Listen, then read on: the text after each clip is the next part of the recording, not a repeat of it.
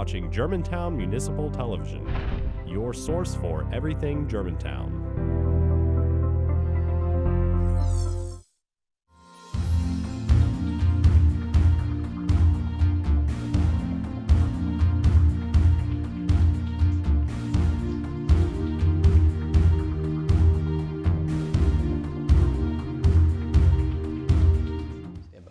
Hello and welcome to Law Talk on Germantown Municipal Television. My name is Vince Perryman and I'm a local attorney with law offices J. Vince Perryman. Each month, Law Talk focuses on a wide range of legal issues and topics. On today's show, we'll talk about prenuptial and antenuptial agreements. With us now is attorney Larry Rice. Larry, thanks for being with us again. Glad to be here. And so, notice I haven't changed my outfit from last time. That's true, and I don't think I have either. There you go. But perhaps we should shower and change outfits from time to time. Well, but they locked us in and kept us in the studio for a month.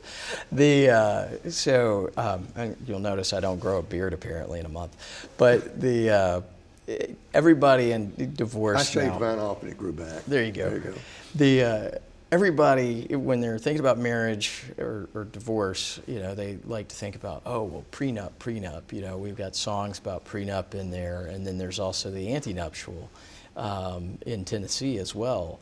And these can be useful devices and everything, but there's things you can do and things you can't do. So, this is one of those that seems to be a hot topic for people that always want to know what they can do in a prenup. So where do you think we ought to start with that? All right. You have prenups, you have antenups, you have reconciliation agreements, you have postnuptial agreements, you have marital dissolution agreements, and you have deeds of gifts. These are all things that can happen. It's can be very confusing, but in Tennessee, for a long time, we were opposed to prenuptial agreements. They were considered to be against common law and bad for public policy because they encouraged divorce. Well, about the 50s and 60s, we realized that people actually were going to get a divorce, and if they had a prenuptial agreement, that might help. And so we changed. Tennessee was fairly progressive in this and said, we're going to change that. We think their public policy favors people making a rational decision about how they're going to divide stuff up. So, first thing let's talk about are antenuptials and prenuptials.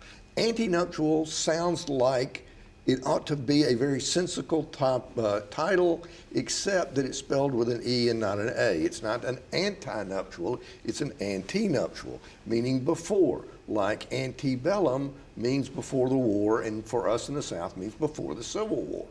So, with that, you understand that a prenuptial agreement and an antenuptial agreement are both the same thing. Two titles for the same thing, the law is the same. We actually have a statute in Tennessee. It's got some age on it, but it requires that the agreement be freely entered into without duress and with knowledge. With knowledge has been the real problem area for most agreements. The duress, it's not duress. They've ruled it's not duress if you have a church full of people and your parents have paid for the wedding and you're sitting there reading the prenup before you go on and decide, I really don't want to sign this, but I don't want to be embarrassed. Well, you just have to make that decision. That's not enough to invalidate that agreement these days.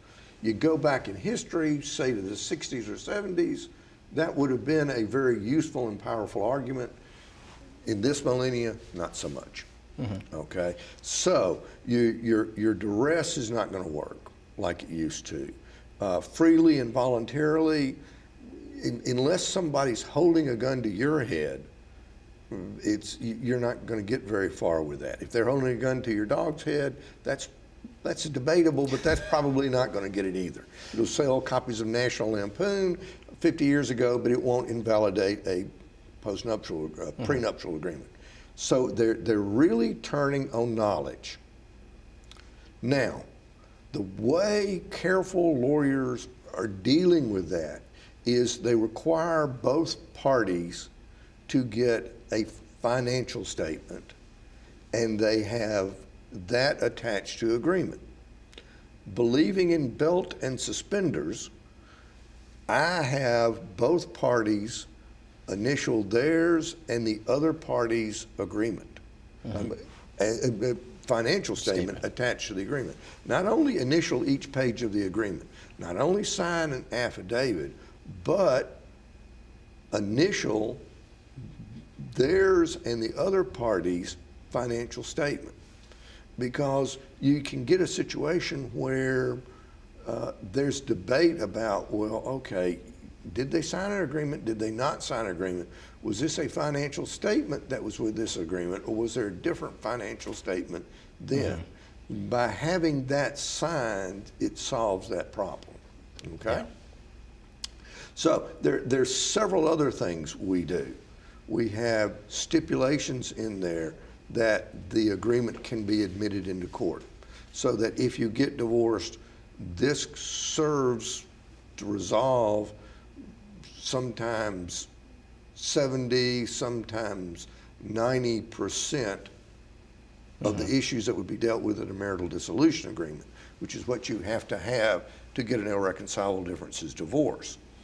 We have it stipulated that there was not duress, stipulated that there was not undue influence, stipulated that they waive any claim of assets not being revealed.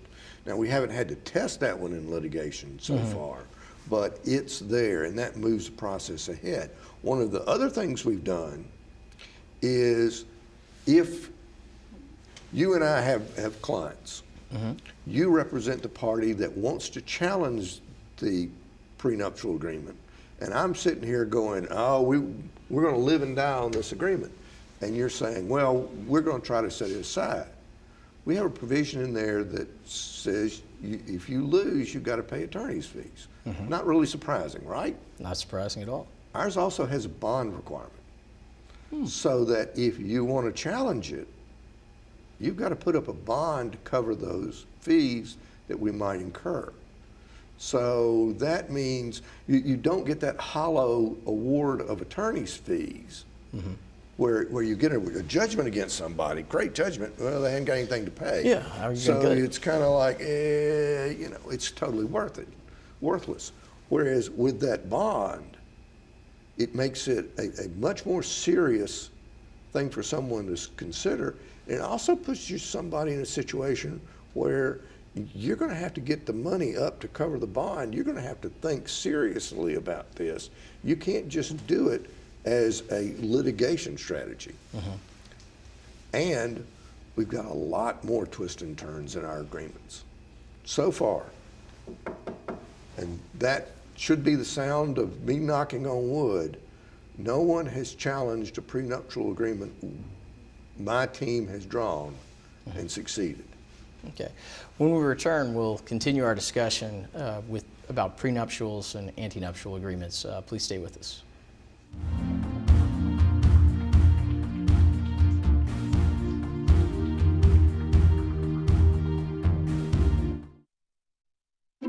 How long have we been married there? For 76 years. He was kind and generous to me before we married, and he was kind and generous to me all these years. We decided on Meals on Wheels because I was getting to the point where I couldn't do all the things that I had been able to do. We're the Spans. America, let's do lunch. Drop off a hot meal and say hello. Volunteer by donating your lunch break at americaletsdolunch.org. When I was in foster care, I never knew when I would have to move, so I always had my suitcase ready to go.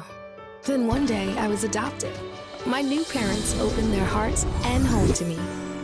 My parents cook my favorite breakfast for me every morning.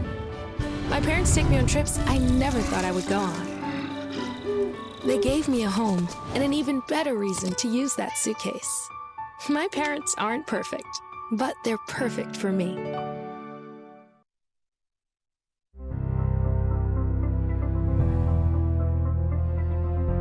You are watching Germantown Municipal Television, your source for everything Germantown. Welcome back. I'm Vince Perryman, and you're watching Law Talk. Joining us on our show is attorney Larry Rice. We're just discussing prenuptials and antenuptials and postnuptial agreements. Larry, we were talking during the break about the thing that has fascinated you the most about prenuptial agreements. I'm married to my high school sweetheart. I have been married for over 40 years. When we were married, neither one of us had anything. There wasn't any reason to bring the topic up.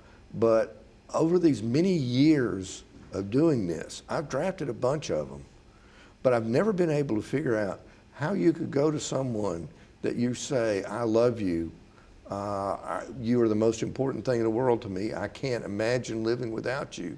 By the way, sign this document so you don't get anything in case we get divorced or I die and I want to leave my stuff to somebody else. That always intrigued me.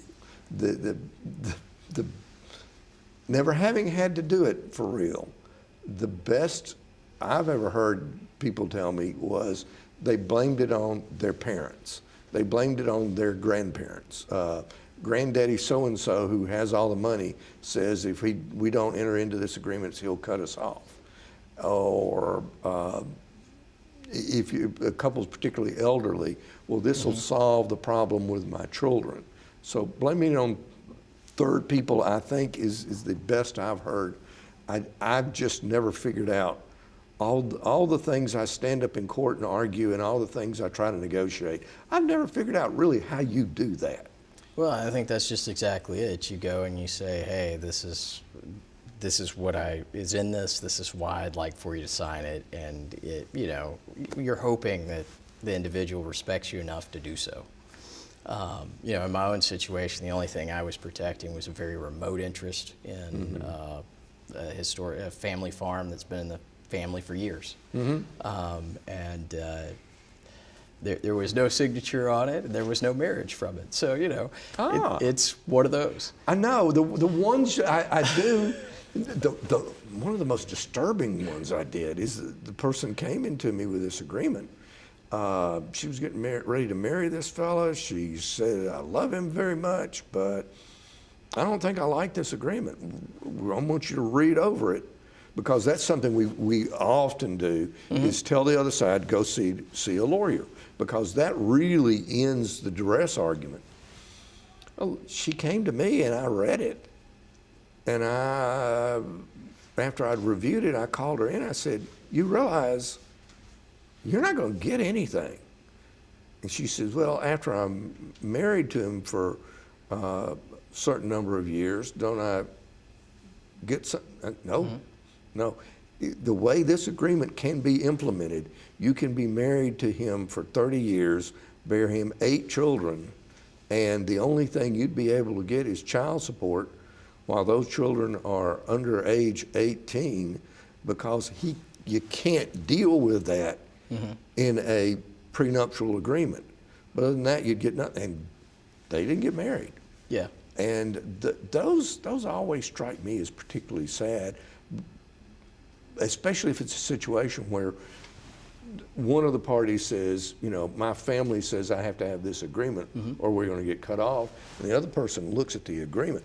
The most interesting thing about that is I called up the lawyer who drafted it, and he did not use the Larry Rice You Too Can Practice Divorce Time in Your Spare Time book, also known as The Complete Guide to Divorce Practice, published, which camera is on? That one. Published by the American Bar Association and available for $168 in leading bookstores, the ABA's, online, and my office.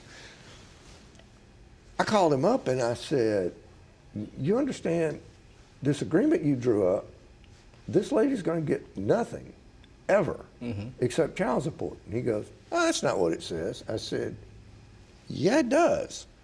I read it. And he says, no, that's not what it means. I said, okay, tell me where it says something else. Right. And he said, well, it says this here. I said, yes, but it says that, and that. And I really, in my heart of hearts, don't think that lawyer or that potential husband knew what was in that agreement. And there are a lot of different things you can do with the agreements. One of the things we do see from time to time is people put an end date. In other words, if we get married and we're only married for 5 years, you get yours, I get mine, we get gone, that's it, which is fairly close to what the law actually is. Yeah. And then you have a situation where if we're married 20 years, this agreement's over. Whatever we have will be divided like it should be divided under the law of the state of Tennessee. And there's a certain rationality. I certainly feel like if a woman put up with me for 20 years, and that would potentially be you, my darling wife, Joy, that you certainly would deserve your share of whatever we've accumulated over that period. So a lot of times you see that. Some of the other clauses you see are at the divorce, the other side will get X.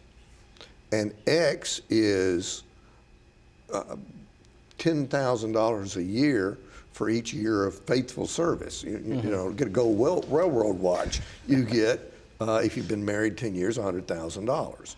And it can be different amounts, and you see that. Another interesting thing is the husband gave the wife his grandmother's wedding ring.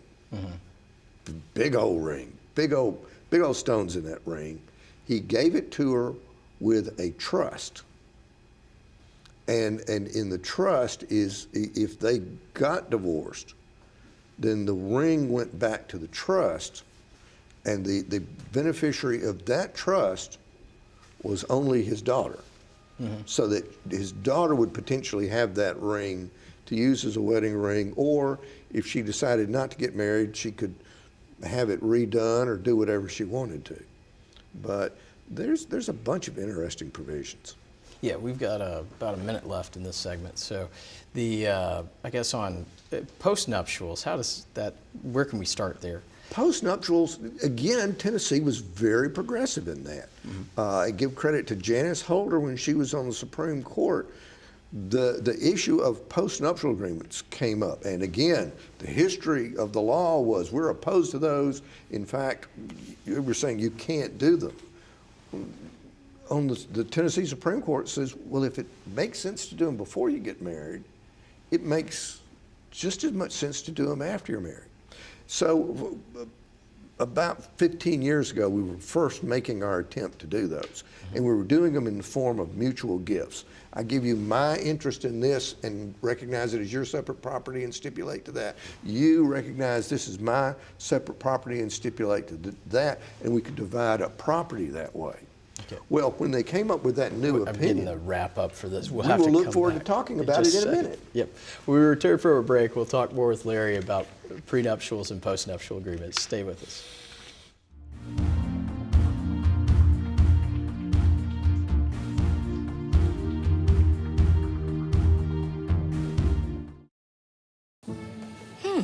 Maybe you can make retirement happen. After all, you made her college years happen. Opening that education savings account when she was little. Spearheading a campus tour. And another, and another, and another, and another. Bam! Deciphering financial aid. She was like, what? Well, now she's like, you aced planning for college. Now get the tips you need to get on track at aceyourretirement.org. So we were walking to school. I started thinking about lunch. Mom packed me turkey and cheese. She's I really smart. want cheese pizza. Sometimes her mind wanders. We should have a sleepover. I remember saying, Laura? I think I heard Mom say something. The sign says don't walk. Sometimes it's so overwhelming. I really hope she doesn't I have really another hope we bad don't day have another bad day at school today. When you can see learning and attention issues from their side, you can be on their side. Go to understood.org, a free online resource with support and tools to help your child thrive.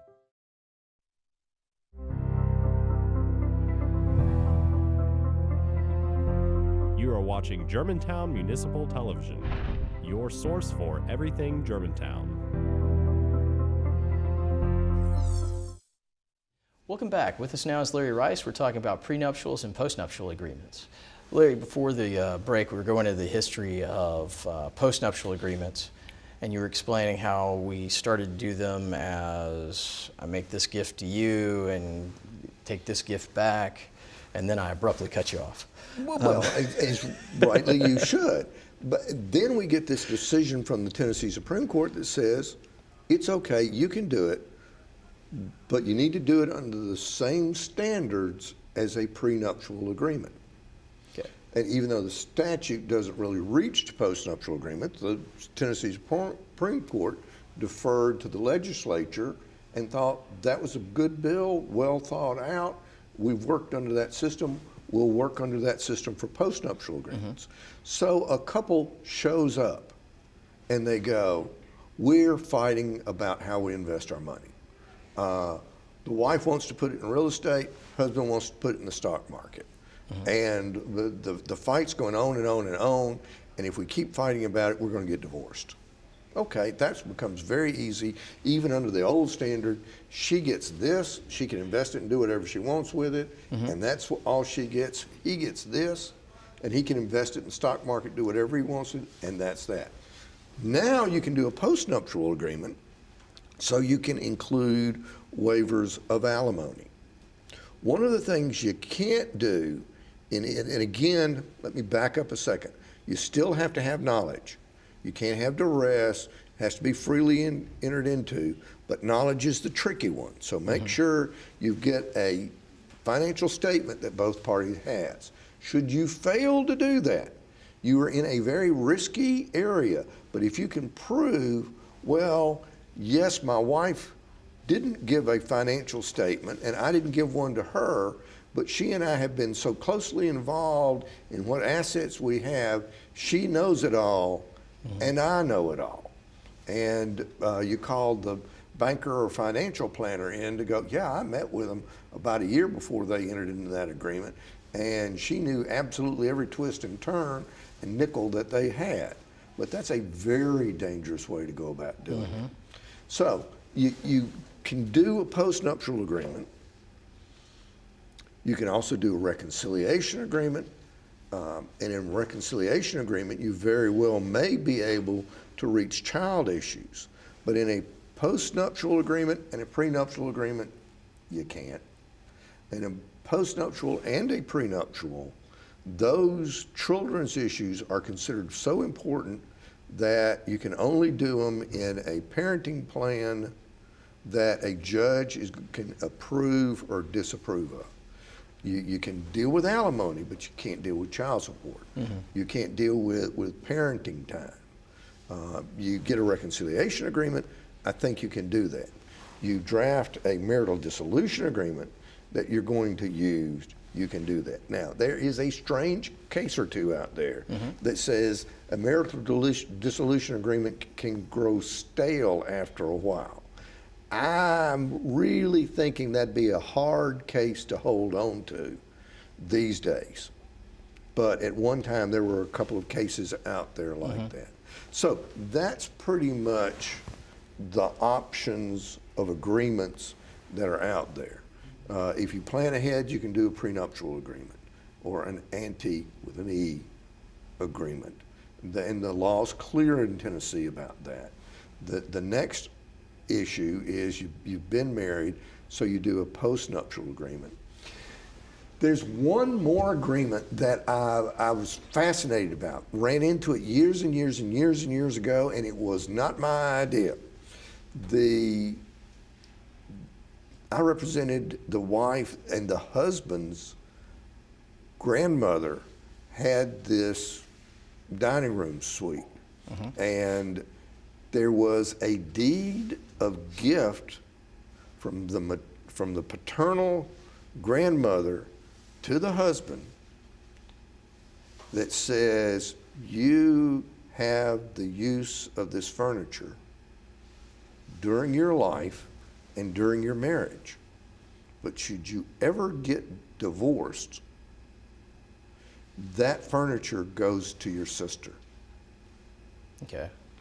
And I mean, the family story in the deposition was great. I mean, they all but testified, well, not all but, they testified the grandmother hauling this table and chairs out of Russia, basically on her back, to get on the boat to come to America, and that's where this came from, and this is a family heirloom.